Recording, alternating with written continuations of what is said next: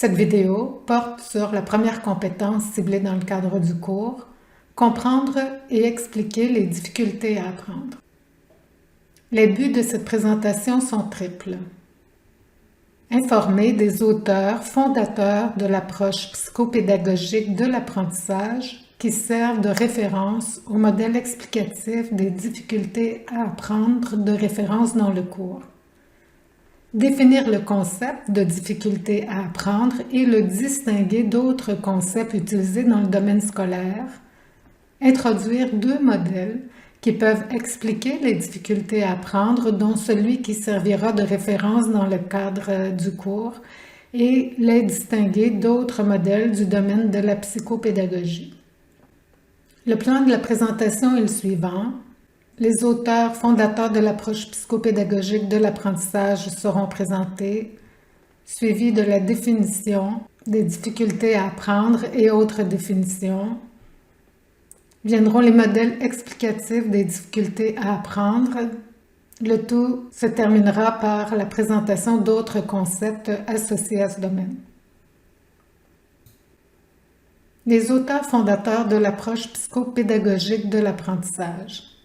Cette partie se veut un hommage à de grands chercheurs.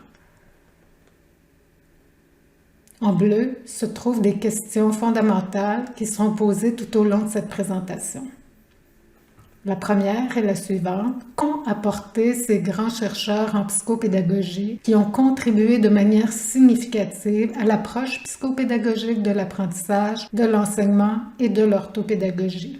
La présentation qui suit permettra d'identifier les fondements sur lesquels s'appuie le modèle de référence du cours qui veut comprendre la difficulté dans un contexte psychopédagogique, dans un contexte scolaire authentique. Hommage à ces grands chercheurs.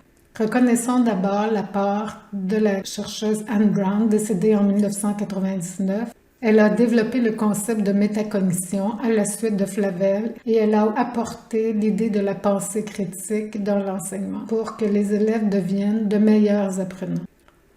Feu Paul Pintrich, décédé en 2003, a été un chercheur majeur dans le domaine de la motivation en éducation. Il a publié de nombreux travaux influents, notamment sur l'engagement des élèves, sur les perceptions qu'ils ont à l'égard de leur apprentissage et de leurs compétences. Feu Michael Presley, décédé en 2006, que j'ai eu l'occasion de connaître aux États-Unis, a réalisé des travaux majeurs sur la compréhension des stratégies d'enseignement en contexte authentique qui favorisaient la lecture des élèves. Feu Merlin Wittrock, que j'ai aussi eu la chance de connaître en Californie. J'ai pu assister à un de ses séminaires de doctorat. Il a été le premier éditeur d'un Handbook of Research on Teaching. C'est devenu une ressource fondamentale pour les enseignants et les chercheurs en éducation. Ces handbooks qui sont publiés régulièrement. C'est quelqu'un qui a introduit la métacognition dans les travaux sur la compréhension en lecture. Feu Claire Weinstein, décédée en 2016, que j'ai aussi pu rencontrer aux États-Unis. C'est une chercheuse qui a travaillé sur les stratégies d'apprentissage, sur les stratégies d'études. Elle a eu des travaux vraiment importants sur l'autorégulation de l'apprentissage, les stratégies. Cette chercheuse a gagné tous les prix de la pédagogie universitaire. Elle était extrêmement appréciée par ses collègues et par ses étudiants. Barry Zimmerman, qui est retraité, est un chercheur majeur sur l'autorégulation de l'apprentissage. Tous les articles scientifiques citent ses travaux fondateurs dans les années 80. En français, il y a une adaptation d'un de ses ouvrages publié en 2000, Des apprenants autonomes, qui reprend cette démarche de soutien des élèves en contexte de classe. Richard Mayer, aussi professeur retraité de la Californie, a travaillé avec Claire Weinstein dans les années 80, a développé le modèle sur les stratégies d'apprentissage et d'études, mais qui a beaucoup travaillé sur la psychologie des sciences dans le curriculum, les technologies. Alors, il est retraité maintenant, mais il a été très influent dans ce domaine. Anne-Marie Palingsar, qui a développé avec Anne Brown l'approche de l'enseignement réciproque, cet enseignement des 4 stratégies de lecture. Palingsar est venue déjà au congrès de l'ACETA présenter ses travaux. Elle a aussi collaboré à cette approche d'enseignement-apprentissage stratégique aux États-Unis dont Jacques Tardif s'est inspiré au Québec. Robert Rueda est un chercheur aussi retraité qui a réussi en 2011 à vulgariser et à mettre dans un ouvrage de Three Dimensions of Improving Student Performance 3 aspects importants de l'apprentissage qui est la compétence, l'autorégulation et les aspects affectifs. C'est vraiment quelqu'un qui a eu une contribution importante et qui a amené aussi la perspective culturelle dans les modèles d'apprentissage et d'enseignement. Patricia Alexander, qui a travaillé toute sa vie sur les connaissances, l'apprentissage, la motivation des élèves, elle a vraiment une contribution majeure dans le domaine de la psychopédagogie. Du côté francophone, Britt-Marie Barthes, soulignons ses travaux fondamentaux sur l'apprentissage de l'abstraction, la conceptualisation, les outils cognitifs, du rôle d'étayage chez l'enseignant.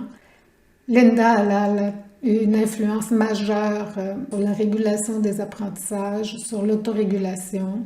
C'est une ressource incontournable dans le domaine. Bernadette Noël, en Belgique, qui a travaillé sur la métacognition, son ouvrage est toujours cité dans ce domaine de la francophonie. Roland Viault, à l'Université de Sherbrooke, retraité, qui a travaillé sur la motivation à apprendre en milieu scolaire. Ses ouvrages sont traduits dans différentes langues. Jacques Tardif, qui a travaillé sur l'enseignement stratégique, le transfert des apprentissages, l'évaluation des compétences et sur le développement des compétences. Voilà un ensemble de chercheurs qui sont à la source des travaux qui seront présentés dans le cadre de ce cours. Donc, on parle de métacognition, de motivation, de transfert, on parle d'apprentissage, de stratégie, d'enseignement en contexte authentique. Alors, voilà les bases qui servent à avoir un regard particulier, scolaire, authentique sur l'apprentissage à l'école, les obstacles qui sont vécus par les élèves et les défis qui se présentent aux enseignants. Abordons maintenant la définition, difficulté à apprendre et autres définitions.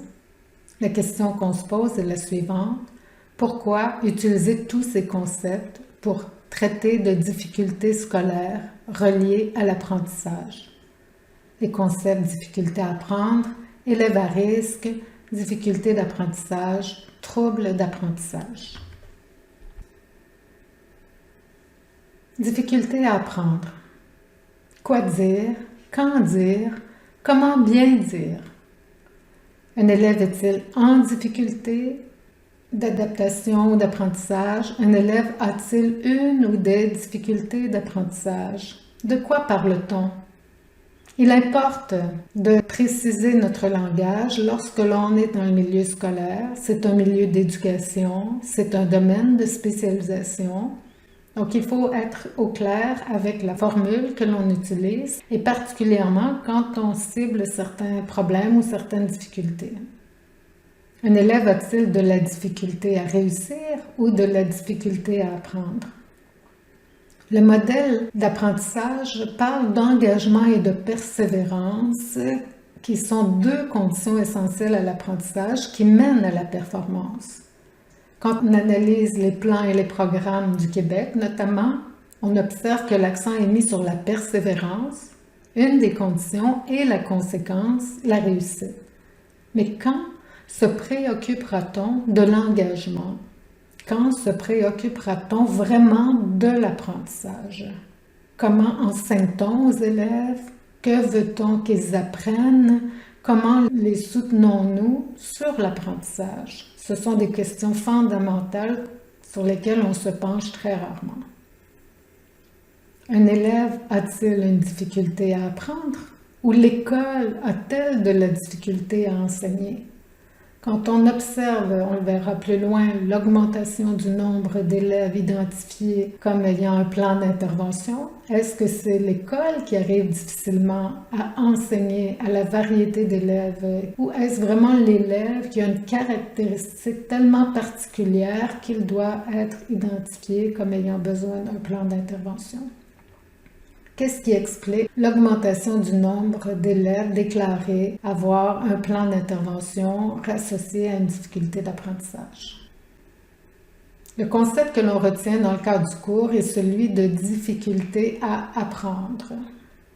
On ne parle pas d'élèves ici, on ne parle pas de caractéristiques de la personne, on parle de difficulté à apprendre, qui ici réfère à un élève qui n'arrive pas ou difficilement à faire ce qui est attendu. Et ce qui est attendu, c'est ce qu'on demande de faire, ne convient pas ou n'est pas à sa portée. Donc il y a vraiment deux aspects importants à ce concept. Il y a un individu et il y a un contexte. Il y a un obstacle entre ce qui est demandé, les tâches, et ce qui est pensé et fait. Les stratégies, les perceptions, les connaissances de l'individu. Les difficultés se trouvent dans la relation problématique entre un élève et un contexte. Elles n'appartiennent exclusivement ni à l'un ni à l'autre. Cette perspective va dans le sens d'auteurs qu'on trouve en Belgique, en France, en Suisse et dans des pays anglophones aussi. C'est une perspective qui est pédagogique.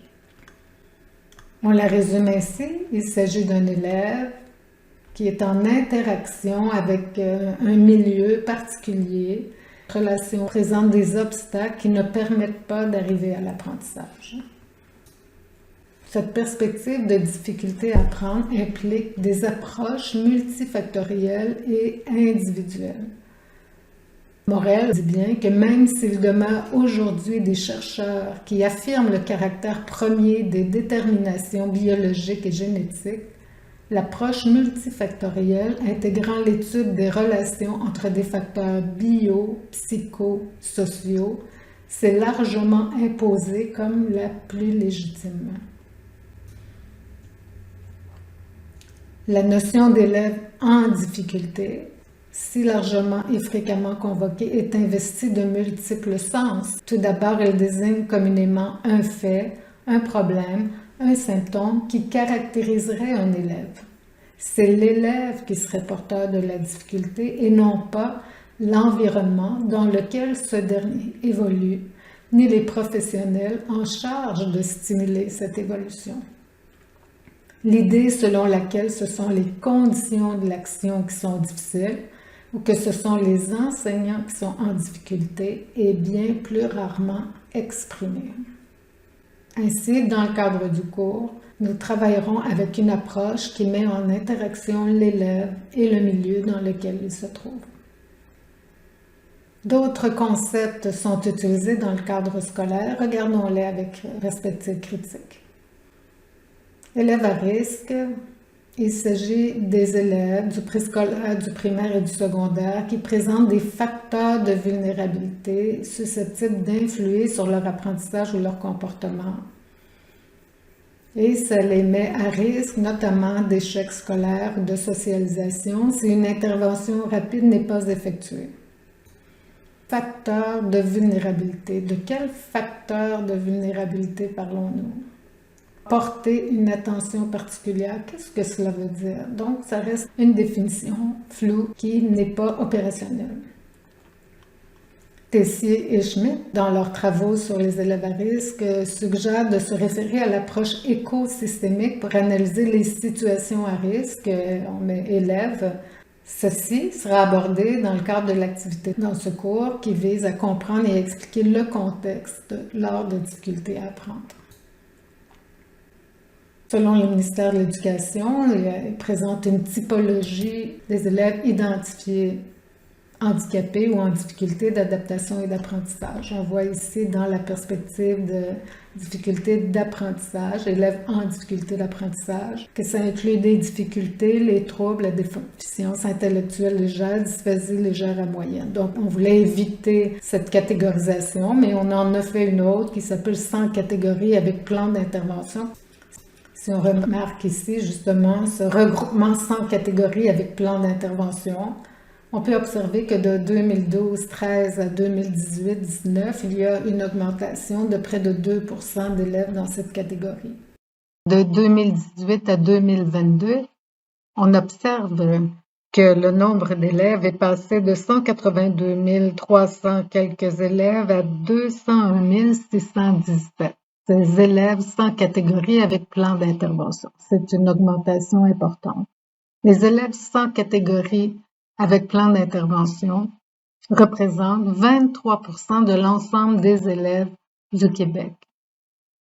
En additionnant les chiffres de ceux qui sont suivis en adaptation scolaire du privé et du public, ils représentent 85% des élèves de l'adaptation scolaire. Donc, ils sont vraiment majoritaires dans ce groupe spécialisé.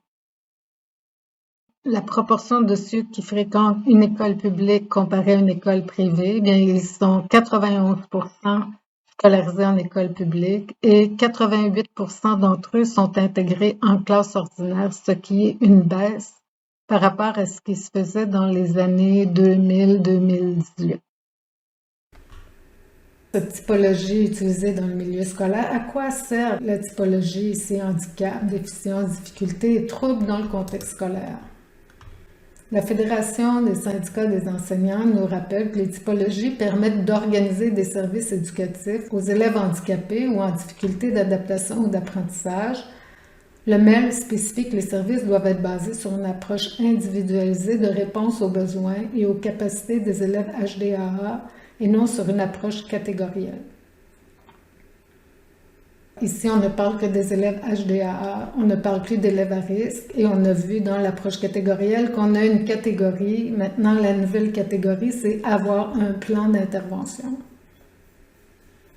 Quels sont les effets du recours à une typologie pour les élèves? L'ostracisation, d'abord, c'est qu'on met une étiquette sur l'élève, c'est souvent par cette étiquette qu'on interagit avec l'élève, ça le rend hors norme. Ça limite la personne aussi à cette caractéristique qui cible une difficulté. Alors, que penser de l'expression maintes fois entendue par des enseignants, « mon TDAH dans la classe »,« mon dyslexique ». Comment pensez-vous que l'élève peut se sentir lorsqu'il est interpellé ainsi?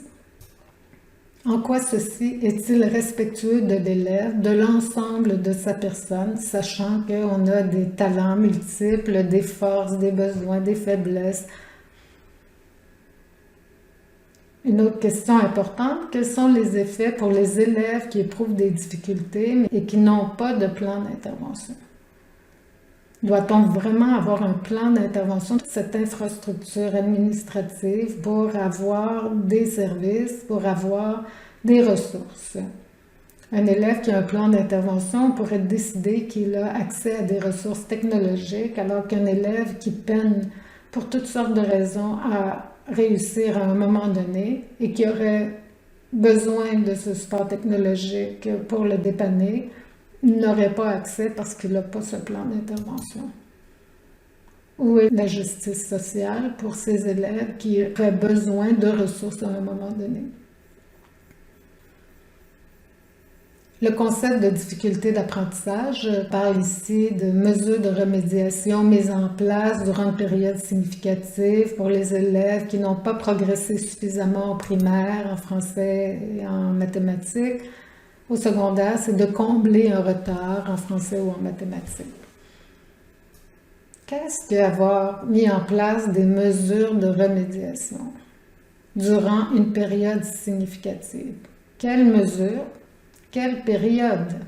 Voilà des questions qui demeurent floues et qui ne sont pas opérationnalisables. On s'attend de l'élève qu'il ait progressé suffisamment ou comblé son retard. Quel progrès? Quels apprentissages? Combler le retard à quel point? Encore une fois, beaucoup de flou dans ces définitions qui ne permettent pas vraiment de bien cerner ce qui est attendu dans l'idée où on veut catégoriser. Trouble d'apprentissage, maintenant, c'est une expression qui fait référence à un certain nombre de dysfonctionnements pouvant affecter l'acquisition, l'organisation, la rétention, la compréhension ou le traitement de l'information verbale ou non verbale. Elles affectent l'apprentissage chez des personnes qui font preuve d'habileté intellectuelle essentielle à la pensée ou au raisonnement. Ceci vient de l'Association canadienne pour les troubles d'apprentissage. Une question qui est posée ici par Sainte-Justine, est-ce qu'on doit parler des élèves comme ayant un trouble d'apprentissage ou étant en trouble d'apprentissage? Alors, c'est la même question qui se pose que dans le cas des difficultés d'apprentissage. La Fédération de syndicats des enseignants tente d'identifier la différence entre la difficulté et les troubles. Difficulté donc résultant de facteurs familiaux, scolaires, socio-économiques, personnels, se traduisent par un faible rendement scolaire temporaire si les élèves reçoivent du soutien et des interventions adaptées. Encore là, quel soutien, quelles interventions? Ici, les difficultés personnelles, on parle de manque de motivation. Est-ce que vraiment un élève qui est découragé parce qu'il est toujours en échec, qui nécessite qu'on l'identifie en difficulté? Méconnaissance de la langue, est-ce qu'on met maintenant cette étiquette, par exemple, à de nouveaux immigrants? Le trouble bien permanent, persistant, intrinsèque peut affecter les fonctions cognitives et ça découle de facteurs génétiques et neurobiologiques. Il faut remarquer que dans les deux cas, si on utilise une de ces étiquettes ou l'autre, ça nous dit qu'il y a peut-être facteurs génétiques ou neurobiologiques d'une part et non de l'autre part. Mais ceci ne nous dit pas où sont les obstacles vécus à l'école, dans les activités scolaires. Ça ne nous dit pas comment intervenir comme personne travaillant en adaptation scolaire, en orthopédagogie. Alors, actuellement, pour l'intervention scolaire, ces informations ne permettent que d'identifier s'il y a besoin de mécanismes de soutien permanents ou comme des aides technologiques, etc. Mais ça ne veut pas dire que ça doit être exclusivement aux personnes qui ont un trouble d'apprentissage. On revient à l'idée de cette difficulté à apprendre qui doit être regardée pour tous les élèves selon les besoins, sans nécessité de ces étiquettes. Réussite scolaire et apprentissage. Réfléchissons maintenant au mandat ou à la mission de l'École québécoise. Cette mission triple, instruire, socialiser et qualifier, est-ce une relation possible ou un paradoxe? Tremblay nous rappelle que l'institution scolaire maintient en place une structure permettant de déterminer des gagnants et des perdants et que tous les jeunes âgés de 6 à 16 ans sont assujettis par la loi à les fréquentations scolaires. Seule une partie de tous les élèves fréquentant nos écoles est susceptible de voir son parcours scolaire se terminer par la réussite. On a un certain nombre d'élèves qui se retrouvent prisonniers du système scolaire, qui n'arrivent pas à reconnaître officiellement leurs apprentissages autrement que par des mentions d'échec. En effet, quand on parle des élèves décrocheurs, des élèves qui ont des échecs, on n'arrive pas à parler de ce qu'ils ont appris à l'école. Ce n'est pas un lieu pour apprendre dans cette perspective. On mentionne plutôt ce qu'ils n'ont pas appris, ce qu'ils n'ont pas fait comme persévérance scolaire. Mais ces élèves ont appris, ils ont fait des apprentissages. Donc, si la mission est instruire et socialiser, on ne parle pas de cela. On parle que des taux d'échec. On ne parle que de qualifier. Donc, est-ce qu'on a vraiment 3 missions ou une seule qui est celle de qualifier au final et pour lesquelles on met énormément d'évaluations certificatives plutôt pour valider cette qualification? Tremblay nous rappelle aussi qu'il en va de même pour les intervenants scolaires à qui l'on demande de poursuivre 2 missions pour lesquelles les actions à entreprendre vont à l'encontre l'une de l'autre. Assurer et maintenir la valeur du diplôme en contingentant l'accès. Quoi sert ce diplôme? Qu'est-ce que ça vaut aujourd'hui? Tous les élèves passent, le diplôme n'a plus la même valeur qu'avant. Mais on doit aussi veiller à diplômer tous les élèves parce qu'on s'est quand même donné comme mission la réussite pour tous. Donc, d'un côté, on vise la réussite pour tous, tandis que de l'autre, on maintient avec force et vigueur la structure qui détermine des gagnants et des perdants. Relation possible ou paradoxe?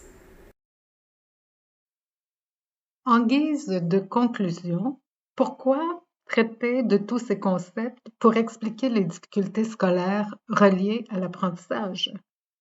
Bien, pour situer la perspective dans laquelle on se situe en tant que professionnel de l'éducation, pour parler de la situation de la difficulté à apprendre à l'école en distinguant les approches médicales ainsi que celles des approches préventives et du ministère de l'Éducation.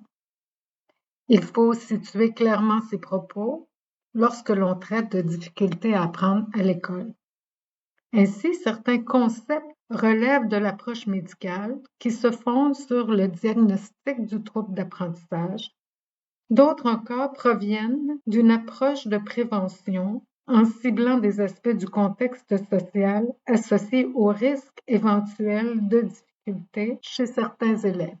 Dans ce cas, il s'agit d'élèves à risque.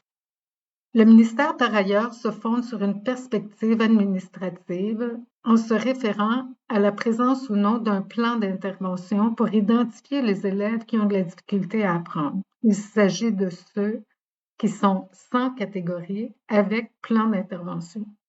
Ceci regroupe un ensemble d'élèves qui éprouvent certaines difficultés à apprendre à l'école. Cette perspective générale renforce l'importance de considérer chaque situation d'élève selon ses particularités, selon la relation qui existe entre cet élève et son contexte. C'est le point de vue qu'adopte le présent cours, considérer l'individu dans son contexte. Voici maintenant la présentation de 2 modèles explicatifs de l'apprentissage, de l'engagement, qui peuvent par conséquent expliquer les difficultés à apprendre. Le premier modèle est celui qui servira de référence dans le cadre du cours.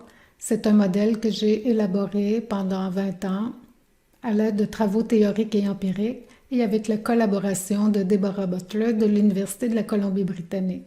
C'est le modèle de l'apprentissage autorégulé dans des activités complexes. Des collègues du cours ont un résumé du texte qui est à lire et qui présente ce modèle. Il y aura aussi une animation qui expliquera, illustrera la dynamique de ce modèle. Mais en voici maintenant un très bref aperçu. L'idée de ce modèle est de mettre en interaction le contexte que l'on trouve en bleu ici et l'individu qui vit dans ce contexte, qui est en interaction avec ce contexte. Le contexte comprend de manière plus globale des aspects historiques, culturels, sociaux et communautaires, ainsi que bien sûr le contexte scolaire de l'école et de la classe qui vont influer sur les expériences vécues, les connaissances acquises de l'élève. Et c'est dans ce contexte scolaire que se situent les situations d'apprentissage, le soutien, les pratiques évaluatives. Donc, dans cette interaction contexte et l'individu et son bagage, l'individu va mobiliser des stratégies, des pensées, des actions qui vont lui permettre de s'engager de manière plus ou moins bien orientée et alignée sur l'activité. Et tout ceci est influencé par des facteurs affectifs, dont l'appréciation du contexte, la motivation et les émotions. Ce modèle permet d'expliquer l'apprentissage et le bien-être des élèves dans un contexte. Il fait le lien entre émotion, motivation et cognition pour la performance.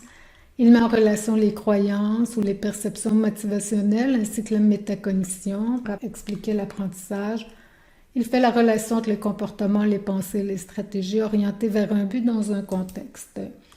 Il intègre la métacognition dans le modèle de l'apprentissage autorégulé et puis ça intègre des composantes de situation, environnement, apprentissage, etc. Donc, il est vraiment à jour dans cette perspective psychopédagogique de l'apprentissage. C'est en accord avec l'hypothèse du réseau RESEDA qui montre que les inégalités scolaires, finalement, se trouvent dans les dispositions socio-cognitives et socio-langagières des élèves liées à leur mode de socialisation. Et ces élèves, selon leur expérience, leur histoire, sont préparés de façon inégale pour faire face aux exigences et aux attendus des apprentissages scolaires. Donc, les élèves plus ou moins bien préparés et d'autre part, l'opacité et le caractère implicite de ces attendus, des modes de fonctionnement du système et des pratiques professionnelles. Donc, la difficulté s'explique par un bagage d'un élève qui n'est pas en concordance avec les attendus de l'école. Et ceci peut expliquer un grand pourcentage des difficultés scolaires. Un autre modèle qui sert beaucoup dans le contexte post-secondaire en ce moment, c'est celui de l'autodétermination. 4 éléments principaux sont présents. Ce modèle sera aussi présenté dans un résumé par les collègues dans le cadre du cours et il y a le texte à lire, bien sûr par tous, qui est de référence, le texte de Bergeron. Ces 4 composantes, il y en a 2 qui portent sur des comportements, donc des comportements d'autonomie plus généraux sur la personne et ses prises de décision comme individu, mais aussi des comportements autorégulés face à certaines situations. 2 éléments plus psychologiques comme l'empowerment psychologique et l'autoréalisation. C'est le lien avec les sentiments d'efficacité personnelle et la satisfaction des besoins d'un individu. En ce moment, la mission de l'École québécoise est d'instruire, socialiser et qualifier. Qu'en est-il de la visée de développer le goût d'apprendre et de se créer soi-même qui mène à l'émancipation, finalement, qui est l'affranchissement d'une autorité, de préjugés, etc. Émanciper, c'est pouvoir faire preuve de sa personnalité, de son autonomie, de ses besoins. Est-ce que l'école favorise l'émancipation? Selon Bergeron, ce modèle est en accord avec la théorie de l'autodétermination de Désir Ryan qui consiste à répondre aux besoins psychologiques fondamentaux de compétence, d'autonomie et d'appartenance, et c'est en accord avec une visée éducationnelle, pas seulement que instructionnelle. En résumé, dans le cadre du cours, nous recourrons au modèle de l'apprentissage autorégulé dans des activités complexes qui met en interaction l'individu et le contexte dans une perspective d'apprentissage à l'école. Et on doit aussi penser que ce contexte spécifique de l'apprentissage dans une activité particulière, à l'école, dans une classe, peut aussi être regardé dans une perspective plus large d'autodétermination, dans un contexte de prise en charge de l'ensemble de sa vie, incluant ses études. Les modèles qui tentent de comprendre l'engagement, l'apprentissage et les difficultés prennent en compte d'autres concepts comme la métacognition et la motivation à apprendre. Alors, bien brièvement, la métacognition, pour entre autres Bernadette Noël, consiste en 2 parties, la partie de savoir métacognitif, une partie de prise de décision. Dans le modèle intégrateur qui sera utilisé dans le cours, c'est la partie des savoirs métacognitifs qui est intégrée et la partie de prise de décision est structurée ou conceptualisée de manière différente. Même chose pour la motivation à apprendre, on voit que ce modèle montre que c'est aussi contextualisé à une activité ou à une tâche comme le modèle du cours le fait, qu'il y a aussi cette manifestation de motivation qui est dans l'engagement et la persévérance, c'est ce que l'on retrouve avec le cycle d'autorégulation dans le modèle et dont les facteurs d'influence sont les perceptions. Perception de la valeur, de la compétence et de la contrôlabilité, c'est ce que l'on a intégré dans la partie des variables médiatrices. En résumé, il est possible de constater que d'autres concepts du domaine connexe peuvent contribuer à mieux comprendre et expliquer la difficulté à apprendre. D'ailleurs, ceux de la métacognition et de la motivation à apprendre sont intégrés dans un modèle de l'apprentissage autorégulé dans des activités complexes qui se veut explicatif d'un ensemble de facteurs interreliés, incluant l'individu dans sa relation avec le contexte, pour expliquer la difficulté à apprendre. Comprendre et expliquer les difficultés à apprendre, quoi conclure? Et on peut conclure que l'approche psychopédagogique de l'apprentissage qui sert de référence au modèle explicatif des difficultés à apprendre présenté repose sur des travaux importants de recherche réalisés par des chercheurs nord-américains et européens de langue française et anglaise.